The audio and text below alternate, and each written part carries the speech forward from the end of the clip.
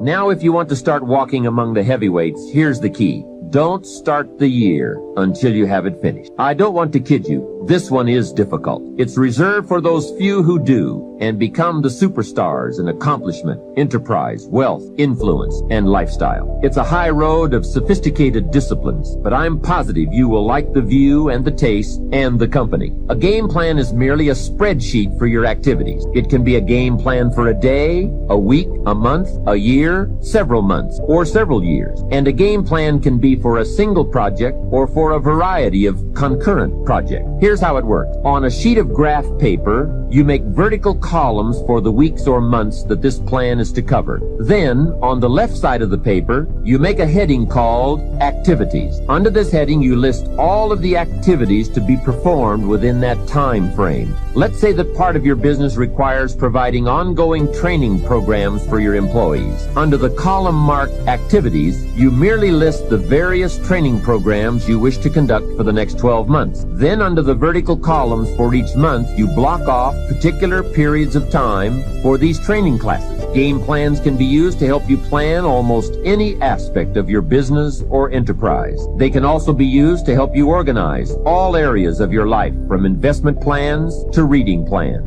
Game plans are particularly useful when it comes to scheduling family time, vacations, special weekends and trips, and so forth. Everyone who is important to you wants to see where he or she is on your game plan, especially if your business often requires you to spend a lot of time away from home. And remember, there's nothing like a visual plan. It's so much more effective to be able to show members of your family where they are on your game plan, as opposed to merely telling them in conversation. Now, a game plan can be as detailed as you wish, and please be forewarned now that you are probably going to tear up several before you get what you want. This is something you have to work with. Every game plan must be tailored to fit a particular need. The chart you use for your personal plans may not necessarily be suitable as a chart for your business plans. Here is another key benefit of using game plans. If you have your plan in your projects book or up on a wall somewhere, it serves as a constant reminder to get busy on all the activities you have scheduled. Or,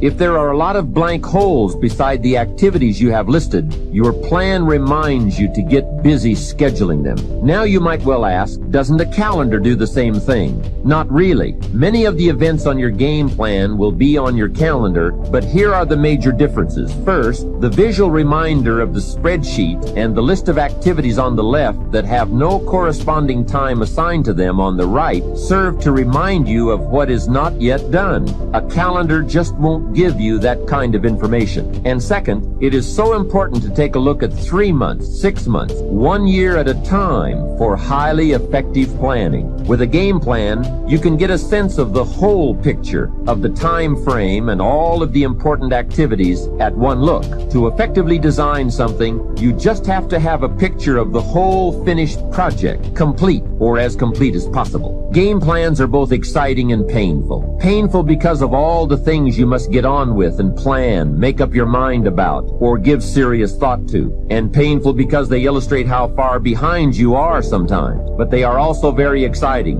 both because they help you to foresee how your life, your business, and your family are going to unfold over the coming months, and because they can help you get the job done. It's like looking at the artist's rendering of the finished project. It brings all kinds of feelings to the surface as we see it all take shape and unfold. And it also gives you that incredible feeling of being in charge. You have your life in hand and in order and well designed. Remember how valuable a day is. It is part of your whole life enterprise. A day is like a piece of the mosaic of your life. Fashion it wisely to the best of your genius. For as someone once said, at midnight, the winged messengers come and gather up all these pieces and take them off to wherever the mosaic is kept. And surely on occasion one messenger says to another, wait till you see this one. A well-fashioned day with a beginning and an end, a purpose and a content, a color and a character, character, a feel, and a texture. This well-fashioned day takes its place among the many and becomes a valuable memory and treasure, an equity of experience and spirit and life. And remember, the genius to do all this lies within you. Never forget that. He said, listen to Paul Harvey every day. So you want to be a disc jockey? Yes, sir. He said, I want you to create your format. What will your personality be? What style are you going to have? I said, wait a minute, sir. I want to be a disc jockey, but I don't have a job yet. And then he said something. He said, it's better to be prepared for an opportunity and not have one than to have an opportunity not pay. He said, you got to expect to become successful. Let us say together, I expect to win. I expect to increase my recruitment. I expect to be a great presenter. I expect to become a millionaire. It's my time. It's possible. It's necessary. It's me. It's hard. It's worth it. Nietzsche said, if you know the why for living, you can endure almost anyhow. Your homework assignment is write down 5 reasons that will make it worth it for you. So when the tough times come, and they're going to come, when you feel like you can't see the light at the end of the tunnel, and that's a part of the process, your reasons will be your rod and staff to comfort, to take you through the storms of life. He told me, you want to be a disc jockey, practice on your communication skills. Visualize yourself talking to thousands of instruments. See yourself on stage presenting. Be willing to invest in yourself. Warren Buffett was being interviewed by financial analysts on CNN. He said, what's the most important investment a person can make today? Warren Buffett, a billionaire, has billions of dollars in the stock market, billions of dollars in real estate. He looked at the reporter and said, the most important investment you can make is in yourself. The reason you are here, the reason you invested your money, your time and energy and transportation and the room and all the costs in a so-called tough economy, because you have the mindset of a billionaire. You know, investing in yourself, you are your most treasured asset. Give yourselves a round of applause. Come on, bring energy level up. So he said, Mr. Brown, I've done all that I can do for you. You got to go out and face the music. Go with the things I've taught and make it happen. I went to WMBM radio station on Miami Beach. Milton Butterball Smith is the program director. Hello, Mr. Butterball. My name is Les Brown, sir. I like to be a disc jockey. He said, young man, you have any journalism in your background? No, sir, I don't. You have any experience in broadcasting? No, sir, I don't, but I practice every day. Show you how good I am. He says, no, we don't have a job for you. How many have been rejected? Raise your hands. I was devastated with rejection. I went back, Mr. Washington. I said, Mr. Washington. They said, no. He said, don't take it personally. Most people are so negative, they have to say no 7 times before they say yes. He said, you gotta be hungry. Go back again. I said, yes, sir. I went back again. Hello, Mr. Butterball. How are you, sir? My name is Les Brown, sir. I like to be a disc jockey. He said, I know what your name is. Weren't you here yesterday? Yes, sir. Didn't I tell you no yesterday? Yes, sir. He said, then why are you back today? I said, well, sir, I didn't know whether or not somebody was laid off or somebody was fired, sir.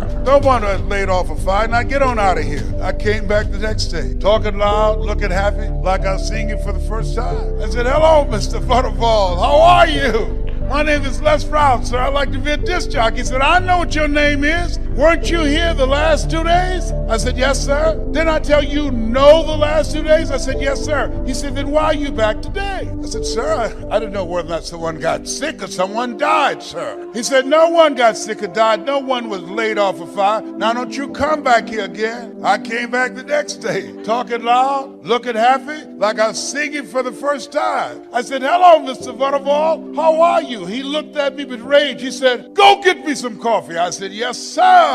Call your grandson and tell him he still wants you. Call the prison and tell your son he still wants you. And that daughter that shamed you and embarrassed you and hurt your feelings, tell her, come as you are. You ought to just come. You ought to just come right now. You ought to just come. You ought to just come. You ought to just come right now.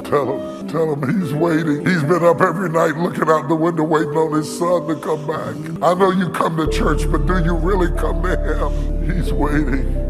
His arms are outstretched right now. Some of you have been Christians for years, but you are still carrying deep shame. It shows up in your relationships, and it shows up in your situations, and it shows up in what you won't go after and what you won't do. He loves you. He loves you. He doesn't have to love what you did to love who you are. I gotta go, but I feel the power of the Holy Ghost in this place. Oh, God is here.